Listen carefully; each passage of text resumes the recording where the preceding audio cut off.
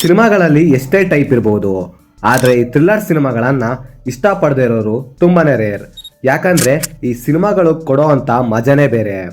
So ಇದೇ ತರ recent ಟೈಮ್ನಲ್ಲಿ ನಾನು ನೋಡಿದಂಥ 5 ಸೈಕ್ ಆಗಿರುವಂಥ ಥ್ರಿಲ್ಲರ್ಸ್ ಮೂವೀಸ್ಗಳನ್ನ ಹಾಗೆ ವೆಬ್ ಸೀರೀಸ್ಗಳನ್ನ ನೋಡ್ಕೊಂಬರೋಣ. ಆ್ಯಂಡ್ ಈ ಲಿಸ್ಟ್ನಲ್ಲಿ ಹೇಳೋ ಎಲ್ಲ ಸಿನಿಮಾಗಳು ಹಾಗೆ ವೆಬ್ ಸೀರೀಸ್ಗಳು ಕನ್ನಡ ಭಾಷೆಯಲ್ಲೇ ನೋಡೋಕೆ ಸಿಗ್ತವೆ. ಸೊ ಹಾಗಾದ್ರೆ ಬನ್ನಿ, let's begin to the video. Number 5, baby girl. Recent ಆಗಿ ಮಲಯಾಳಂ ಇಂಡಸ್ಟ್ರಿಯಲ್ಲಿ ಬಂದಂತ ಈ ಸಿನಿಮಾನ ನಾನು ಫಸ್ಟ್ ಟೈಮ್ ಇಗ್ನೋರ್ ಮಾಡಿದ್ದೆ. ಆದರೆ ಈ ಸಿನಿಮಾನ ನೋಡಿದಾದ್ಮೇಲೆ ಗೊತ್ತಾಗಿದ್ದು it is A good watch cinema ಅಂತ. ಸೀರಿಯಸ್ಲಿ ಹೇಳ್ತೀನಿ, ಫಸ್ಟ್ ಟೈಮ್ ಅನ್ಸುತ್ತೆ ಒಂದು ಥ್ರಿಲ್ಲರ್ ಸಿನಿಮಾನ ನೋಡಿ ಎಮೋಷನಲ್ ಆಗಿದ್ದು. ಅಂದ್ರೆ ಸಿನಿಮಾ ಅಷ್ಟು ಎಮೋಷನಲ್ ಆಗಿ ಅಷ್ಟೇ ಥ್ರಿಲ್ಲಿಂಗ್ ಆಗಿದೆ ಈ ಸಿನಿಮಾ. ನಿಜವಾಗ್ಲೂ ಹೇಳ್ಬೇಕು ಅಂದ್ರೆ ಸಿನಿಮಾ ಸ್ಟಾರ್ಟಿಂಗ್ ಇಂದ ಹಿಡಿದು ಕೊನೆ ತನಕ ಫುಲ್ ಎಂಟರ್ಟೈನಿಂಗ್ ಆಗಿರುತ್ತೆ, ಎಲ್ಲೂ ಕೂಡ ಬೋರ್ ಆಗೋದಿಲ್ಲ. ಇನ್ನ ಸಿನಿಮಾದಲ್ಲಿರುವಂತ ಸ್ಟೋರಿ ಏನು ಅಂದ್ರೆ, ಆಗ್ತಾನೆ ಹುಟ್ಟಿ 2 ದಿನ ಆಗಿರುವಂತ ಒಂದು ಮಗುವನ್ನ ಹಾಸ್ಪಿಟಲ್ ಇಂದಲೇ ಒಬ್ಬ ವ್ಯಕ್ತಿ ಕಿಡ್ನಾಪ್ ಮಾಡ್ಕೊಂಡು ಹೋಗ್ಬಿಡ್ತಾನೆ.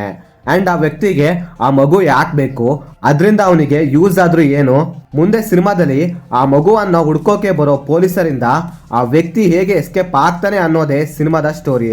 ಈ ಸಿನಿಮಾದಲ್ಲಿರುವಂತ ಸ್ಟೋರಿ ನಾರ್ಮಲ್ ಥ್ರಿಲ್ಲರ್ಸ್ ಮೂವೀಸ್ಗಳ ಸ್ಟೋರಿ ರೀತಿ ಇರೋದಿಲ್ಲ, ತುಂಬಾ ಅಂದ್ರೆ ತುಂಬಾ ಡಿಫ್ರೆಂಟ್ ಆಗಿರುತ್ತೆ ಅಂಡ್ ಅಷ್ಟೇ ಯೂನಿಕ್ ಆಗಿರುತ್ತೆ. ಸೊ ನೀವೇನಾದ್ರೂ ಒಂದೊಳ್ಳೆ ರೀತಿಯ ಥ್ರಿಲ್ಲರ್ ಮೂವಿನ ನೋಡ್ಬೇಕು ಅನ್ಕೊಂಡಿದ್ರೆ ಈ ಸಿನಿಮಾನ ಟ್ರೈ ಮಾಡಿ ನೋಡಿ, ತುಂಬಾ ಅಂದ್ರೆ ತುಂಬಾ ಇಷ್ಟ ಆಗುತ್ತೆ. ನನಗಂತೂ ಈ ಸಿನಿಮಾ ತುಂಬಾ ಇಷ್ಟ ಆಯ್ತು, ಸೊ ಆದ್ರಿಂದ ಹೇಳ್ತಿದ್ದೀನಿ. Number 4, I am god. ನಿಜವಾಗ್ಲೂ ಹೇಳ್ತೀನಿ, ಈ ಸಿನಿಮಾನ ನಾನು ನೋಡೋಕ್ಕೂ ಮುಂಚೆ ಇದೊಂದು ಲವ್ ಸ್ಟೋರಿ ಸಿನಿಮಾ ಅಂತ ಅನ್ಕೊಂಡಿದ್ದೆ. ಆದ್ರೆ ಸಿನಿಮಾ ನೋಡಿದಾದ್ಮೇಲೆ ಗೊತ್ತಾಗಿದ್ದು ಇದೊಂದು ಸೀರಿಯಲ್ ಕಿಲ್ಲರ್ ಸಿನಿಮಾ ಅಂತ. ಸೀರಿಯಸ್ಲಿ ಹೇಳ್ತೀನಿ, ರೀಸೆಂಟ್ ಟೈಮ್ನಲ್ಲಿ ನಮ್ಮ ಕನ್ನಡ ಇಂಡಸ್ಟ್ರಿಯಲ್ಲಿ ಇಷ್ಟು ಸೈಕ್ ಆಗಿರುವಂಥ ಒಂದು ಸೀರಿಯಲ್ ಕಿಲ್ಲರ್ ಸಿನಿಮಾನ ನೋಡಿದೆ ತುಂಬ ಟೈಮ್ ಆಗಿತ್ತು. ಆ್ಯಂಡ್ ಈ ಸಿನಿಮಾ ಮಾತ್ರ ಮಸ್ಟ್ ಟ್ರೈ ಅಂತೀನಿ. ಇನ್ನು ಸಿನಿಮಾದಲ್ಲಿ ಒಬ್ಬ ಸೀರಿಯಲ್ ಕಿಲ್ಲರ್ ಇರ್ತಾನೆ. ಇವನು ಒಂದು ಕಡೆಯಿಂದ ಕೆಲವು ಜನರನ್ನ ಟಾರ್ಗೆಟ್ ಮಾಡಿ ತುಂಬ ಜನರನ್ನ ಸಾಯಿಸ್ತಾ ಇರ್ತಾನೆ. ಆ್ಯಂಡ್ ಇನ್ನೊಂದು ಕಡೆ ಹೀರೋ ಹಾಗೆ ಹೀರೋಯಿನ್ ಅವರ ಕಾಲೇಜ್ ಲೈಫ್ನಲ್ಲಿ ಲವ್ ಮಾಡಿಕೊಂಡು ಅವರ ಲವ್ ಲೈಫ್ನ ತುಂಬ ಚೆನ್ನಾಗಿ ಲೀಡ್ ಮಾಡ್ತಾ ಇರ್ತಾರೆ. ಆದರೆ ಅವರ ಲವ್ ಲೈಫ್ನಲ್ಲಿ ಬರುವಂಥ ಒಂದು ಅನ್ಎಕ್ಸ್ಪೆಕ್ಟೆಡ್ ಟ್ವಿಸ್ಟಿಂದ ಅವರ ಲೈಫ್ ಹೇಗೆಲ್ಲ ಚೇಂಜ್ ಆಗುತ್ತೆ, ಹಾಗೆ ಆ ಸೀರಿಯಲ್ ಕಿಲ್ಲರ್ ಆ ಸೀರಿಯಸ್ ಆಗಿ ಕೊಲೆಗಳನ್ನು ಯಾಕೆ ಮಾಡ್ತಿದ್ದಾನೆ, ಕೊನೆಗೆ ಈ ಸ್ಟೋರಿ ಎಲ್ಲಿಯವರೆಗೆ ಹೋಗಿ ನಿಲ್ಲುತ್ತೆ ಅನ್ನೋದನ್ನ ನೀವು ಸಿನಿಮಾ ನೋಡೇ ತಿಳ್ಕೊಬೇಕು. ಸೊ ನೀವೇನಾದರೂ ಈ ಸಿನಿಮಾನ ಇದುವರೆಗೂ ನೋಡಿಲ್ಲ ಅಂದರೆ ಫಸ್ಟ್ ಹೋಗಿ ಈ ಸಿನಿಮಾನ ನೋಡಿ. ಕನ್ನಡದಲ್ಲಿ ಇದುವರೆಗೂ ಬಂದಿರುವಂಥ ಸಿನಿಮಾಗಳಲ್ಲಿ ಈ ಸಿನಿಮಾನೇ one of the best serial killer cinema. ಯಾವುದೇ ಕಾರಣಕ್ಕೂ ಮಿಸ್ ಮಾಡಕ್ ಹೋಗ್ಬೇಡಿ. ನಂಬರ್ 3, ರಾಕ್ಷಸ. ಕನ್ನಡದಲ್ಲಿ ವೆಬ್ ಸೀರೀಸ್ಗಳು ಬರೋದೇ ಕಮ್ಮಿ, ಅದ್ರಲ್ಲೂ ಬೇರೆ ಈ ಸೀರೀಸ್ ಸಸ್ಪೆನ್ಸ್ ಥ್ರಿಲ್ಲರ್ ಜಾನರ್ನ ಸೀರೀಸ್ ಬೇರೆ. ಸೀರಿಯಸ್ಲಿ ಹೇಳ್ತೀನಿ, ಈ ಸೀರೀಸ್ ಅಲ್ಲಿ ಬರುವಂತ ಎಪಿಸೋಡ್ಗಳು ಒಂದಕ್ಕಿಂತ ಇನ್ನೊಂದು ನೆಕ್ಸ್ಟ್ ಲೆವೆಲ್ ಆಗಿರೋದಲ್ಲದೆ ಟ್ವಿಸ್ಟ್ಗಳು ಮಾತ್ರ ಒಂದಕ್ಕಿಂತ ಇನ್ನೊಂದು ಸೈಕ್ ಆಗಿರುತ್ತೆ. ಇನ್ನ ಸೀರೀಸ್ ನಲ್ಲಿ ಕೆಲವೊಂದು ಜನ ಕಾಣೆ ಆಗೋದಲ್ಲದೆ ಕೆಲವು ಡೆಡ್ ಬಾಡಿಗಳು ಬ್ಯಾಕ್ ವಾಟರ್ ಸೈಡ್ ಸಿಗ್ತಾ ಇರುತ್ತೆ. ಆ ಎಲ್ಲಾ ಡೆಡ್ ಬಾಡಿಗಳು ಬ್ಯಾಕ್ ವಾಟರ್ ಸೈಡ್ ಸಿಗೋದ್ರಿಂದ ಇದು ಮೊಸಳೆ ಅಟ್ಯಾಕ್ ಇರಬಹುದು ಅಂತ ಅಲ್ಲಿನ ಜನ ಅನ್ಕೊಂತಾರೆ. ಅಂಡ್ ಒಂದು ದಿನ ಅದೇ ಬ್ಯಾಕ್ ವಾಟರ್ ಹತ್ರ ಒಂದು ಡೆಡ್ ಬಾಡಿ ಸಿಗುತ್ತೆ. ಅದನ್ನ ಮುಂದೆ ಇನ್ವೆಸ್ಟಿಗೇಷನ್ ಮಾಡೋಕೆ ಅಂತ ಬರೋ ಸೀರೀಸ್ನ ಹೀರೋ ಆದಂತ ಹನುಮು ಹಾಗೆ ಅವರ ಪೊಲೀಸ್ ಡಿಪಾರ್ಟ್ಮೆಂಟ್ ಅವರು ಇನ್ವೆಸ್ಟಿಗೇಷನ್ ಮಾಡೋ ಟೈಮ್ನಲ್ಲಿ ಮಾಡುವಂಥ ಒಂದು ತಪ್ಪಿನಿಂದ ಇಡೀ ಕೇಸ್ ಅವರ ಮೇಲೆ ಬಂದು ಬಿಡುತ್ತೆ. ಸೊ ಇಲ್ಲಿಂದ ಅವರು ಏನೆಲ್ಲ ಪ್ರಾಬ್ಲಮ್ನ ಫೇಸ್ ಮಾಡ್ತಾರೆ, ಕೊನೆಗೆ ಈ ಕೇಸ್ನ ಹೇಗೆಲ್ಲ ಸಾಲ್ವ್ ಮಾಡ್ತಾರೆ ಅನ್ನೋದನ್ನ ನೀವು ಸೀರೀಸ್ ನೋಡೇ ತಿಳ್ಕೊಬೇಕು. ಸೀರಿಯಸ್ಲಿ ಹೇಳ್ತೀನಿ, ಕನ್ನಡದಲ್ಲಿ ಒಂದೊಳ್ಳೆ ಸೀರೀಸ್ನ ನೋಡ್ಬೇಕು ಅನ್ಕೊಂಡಿದ್ರೆ, ಅದರಲ್ಲೂ ಸಸ್ಪೆನ್ಸ್ ಥ್ರಿಲ್ಲರ್ ಸೀರೀಸ್ನ ನೋಡ್ಬೇಕು ಅನ್ಕೊಂಡಿದ್ರೆ ಈ ಸೀರೀಸ್ನ ಕಣ್ಮುಚ್ಕೊಂಡು ನೋಡಿ, ವರ್ತ್ ವಾಚ್ ಸೀರೀಸ್ ಅಂತೀನಿ. ನಂಬರ್ 2, ಕನಲ್ ಕಾವಲ್. ರೀಸೆಂಟ್ ಆಗಿ ಮಲಯಾಳಂ ಇಂಡಸ್ಟ್ರಿಯಲ್ಲಿ ಬಂದ one of the best crime mystery thriller cinema ಇದು. ಯಾಕಂದ್ರೆ ಈ ಸಿನಿಮಾದಲ್ಲಿರುವಂಥ ಸ್ಟೋರಿ ಹಾಗೆ ಕಾನ್ಸೆಪ್ಟ್ ತುಂಬಾ ಅಂದ್ರೆ ತುಂಬಾ ಡಿಫ್ರೆಂಟ್ ಆಗಿದೆ.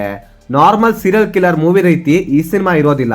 ಸೊ ಆದ್ರಿಂದ ಈ ಸಿನಿಮಾನ ಆಡ್ ಮಾಡಿದ್ದೀನಿ. ಇನ್ನು ಸಿನಿಮಾದಲ್ಲಿ ಒಂದು ಕ್ಯಾರೆಕ್ಟರ್ ಇದೆ, ಸ್ಟಾರ್ಲಿ ದಾಸ್ ಅಂತ. ಇವನಿಗೆ ಮನುಷ್ಯರನ್ನ ಸಾಯಿಸೋದು ಅಂದ್ರೆ ಒಂಥರ ಕಿಕ್ ಸಿಗುತ್ತೆ. ಅಂದ್ರೆ ಇವನು ಬರೀ ಕೈಗೆ ಸಿಕ್ಕವರನ್ನೆಲ್ಲ ಸಾಯಿಸೋದಿಲ್ಲ, ಒಂದು ಪರ್ಟಿಕ್ಯುಲರ್ ಏಜ್ ಡ್ರಾಪ್ನ ಲೇಡೀಸ್ನ ಟಾರ್ಗೆಟ್ ಮಾಡಿ ಇವನ ಹತ್ರ ಇರೋ ಟ್ಯಾಲೆಂಟ್ನ ಯೂಸ್ ಮಾಡಿ ಅಟ್ರಾಕ್ಟ್ ಮಾಡಿಕೊಂಡು ಅವರನ್ನೆಲ್ಲ ಯಾವ ರೀತಿ ಬೇಕೋ ಆ ರೀತಿ ಯೂಸ್ ಮಾಡಿಕೊಂಡು ತುಂಬ ಕ್ರೂರವಾಗಿ ಸಾಯಿಸ್ತಾ ಇರ್ತಾನೆ. ಸೊ ಈ ರೀತಿ ಹಾಬಿ ಬೆಳೆಸ್ಕೊಂಡಿರೋ ಈ ಸೀರಿಯಲ್ ಕಿಲ್ಲರ್ನ ಪೊಲೀಸರು ಇನ್ವೆಸ್ಟಿಗೇಷನ್ ಮಾಡಿ ಕಂಡು ಹಿಡಿತಾರೋ ಇಲ್ವೋ ಅನ್ನೋದನ್ನ ನೀವು ಸಿನಿಮಾ ನೋಡೇ ತಿಳ್ಕೊಬೇಕು. ಸೀರಿಯಸ್ಲಿ ಹೇಳ್ತೀನಿ, ನಾನು ರೀಸೆಂಟ್ ಟೈಮ್ನಲ್ಲಿ ನೋಡಿದ one of the best serial killer cinema ಅಂದ್ರೂ ತಪ್ಪಾಗೋದಿಲ್ಲ. ಯಾಕಂದ್ರೆ ಸಿನಿಮಾದಲ್ಲಿರುವಂತ ಸ್ಟೋರಿ ಹಾಗೆ ಇದರ ಪ್ರೆಸೆಂಟೇಶನ್ ತುಂಬಾ ಚೆನ್ನಾಗಿದೆ. ನಿಮ್ಮಲ್ಲಿ ಯಾರಿಗೆಲ್ಲ ಈ ಸೀರಿಯಲ್ ಕಿಲ್ಲರ್ಸ್ ಮೂವೀಸ್ಗಳು ಇಷ್ಟ ಆಗುತ್ತೋ ಅವರೆಲ್ಲ ಈ ಸಿನಿಮಾನ ಮಿಸ್ ಮಾಡದೆ ನೋಡಿ, ಸಿನಿಮಾ ಇಷ್ಟ ಆಗುತ್ತೆ. Number 1 eco. ಮಲಯಾಳಂ ಇಂಡಸ್ಟ್ರಿಯಲ್ಲಿ ಲಾಸ್ಟ್ ಇಯರ್ ಬಂದಂತ ಒನ್ ಆಫ್ ದಿ ಬೆಸ್ಟ್ ಸೈಕ್ ಆಗಿರುವಂತ ಥ್ರಿಲ್ಲರ್ ಸಿನಿಮಾ ಇದು. ಆಲ್ಮೋಸ್ಟ್ ನಿಮ್ಮಲ್ಲಿ ಈ ಸಿನಿಮಾನ ನೋಡಿರ್ತೀರಾ, ನೋಡಿಲ್ಲ ಅಂದ್ರೆ ಈ ಸಿನಿಮಾನ ಫಸ್ಟ್ ಹೋಗಿ ನೋಡಿ. ಸಿನಿಮಾ ಮಾತ್ರ ಫುಲ್ ಸೈಕ್ ಆಗಿರುತ್ತೆ.